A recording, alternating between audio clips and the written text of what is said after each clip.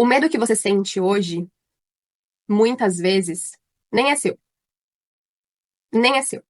O medo que você sente hoje, muitas vezes, ele foi aprendido lá atrás, na sua infância, nos ambientes que você frequentou, na sociedade, né, de uma forma geral, foi absorvido pela sociedade de uma forma geral, nas experiências que te machucaram. E você pegou esse medo pra você, e como se ele fosse seu bichinho de estimação, você tá carregando ele com você e cuidando dele até hoje.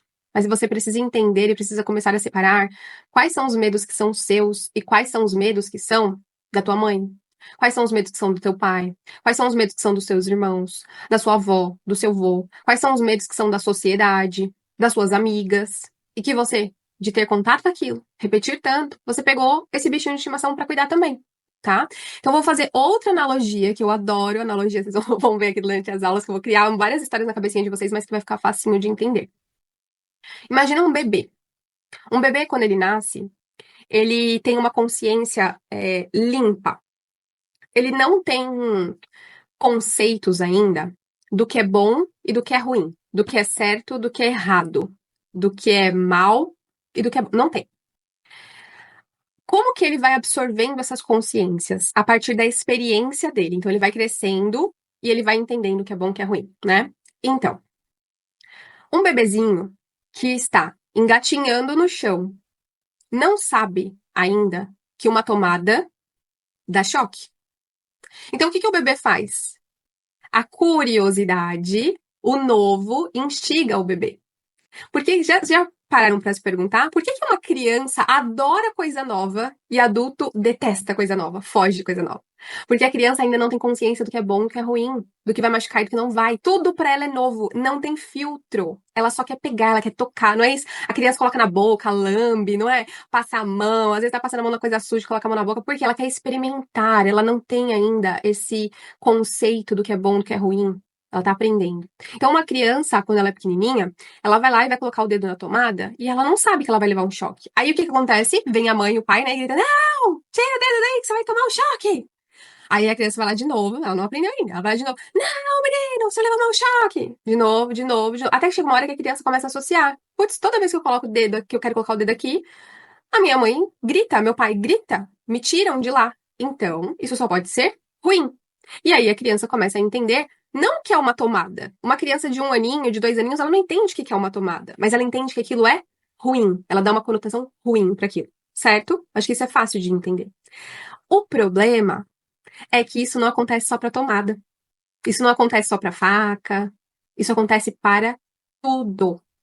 Então, quando nós somos bebês, crianças, os nossos pais estão o tempo todo falando pra gente o que é bom, o que é ruim, o que é certo, o que é errado, como você deve se comportar, como você não deve se comportar. E a criança não tem filtro. Ela não consegue separar aquela ideia.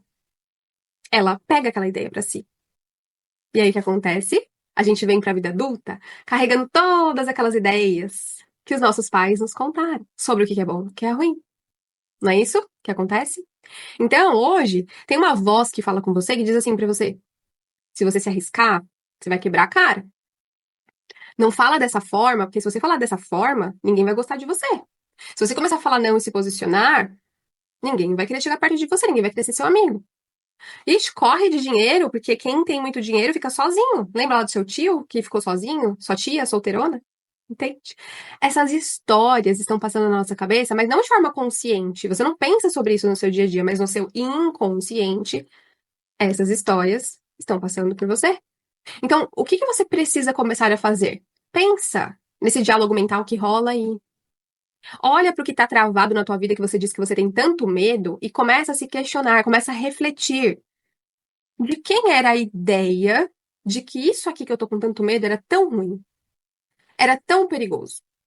Quem, se estivesse no meu lugar e fosse fazer isso, achava que iria ser criticada, que iria ser ridicularizada, que iria ficar sozinha, que ia ser abandonada. Porque é com base nessas experiências, gente, que vocês estão dando significados para coisas que não têm esses significados. E vocês continuam dando significados para coisas que não têm esses significados. Entendem? E aí o que a gente faz? A gente coloca a culpa no medo. Ai, o medo me trava. O medo me... Não é o medo que te trava. Não, você contou essa história para você diversas vezes porque você aprendeu lá atrás. Então, comece a expandir consciência para você começar a ganhar clareza, esse medo aqui é meu ou é o medo da minha mãe? Esse medo aqui é meu ou é o medo do meu pai? Esse medo aqui é meu ou é o medo de quem que é esse medo? Vou trazer uma experiência minha. Eu já falei, a minha maior dificuldade é me relacionar com pessoas. A minha maior, por mais que pareça que não, a minha maior dificuldade, eu sou uma pessoa muito introspectiva. O meu perfil comportamental é executor. Então eu já não tenho características, traços de trocar com pessoas, sabe? De ter aquela afinidade, de ter várias amigas. Ai, tenho várias amigas, melhores amigas, e me abro pra todo mundo. Eu não tenho essa característica.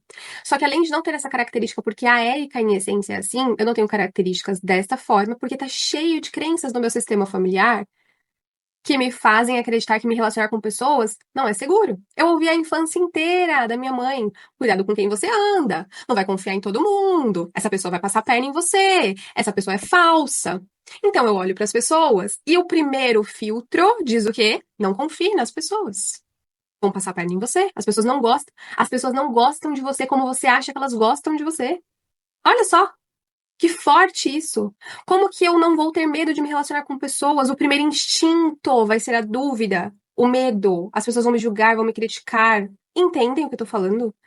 Se eu não tenho essa consciência, eu acredito nesse sentimento, nessa sensação que vem e travo e me bloqueio. É real, gente? É real? Pergunto pra vocês, é real? Não é real. É real que todas as pessoas vão se aproximar de você só porque tem algum interesse, que todas as pessoas são más, que todas as pessoas. Não!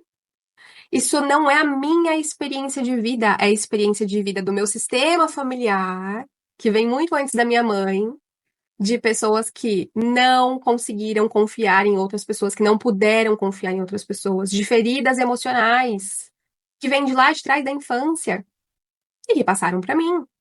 E isso faz eu sentir medo de tais coisas. Então, começa a se perguntar: esse medo que eu estou sentindo é realmente meu ou é o medo da minha mãe? Eu tô vivendo o medo do meu pai. Tô vivendo o medo de alguém que me criou. De quem que é esse medo?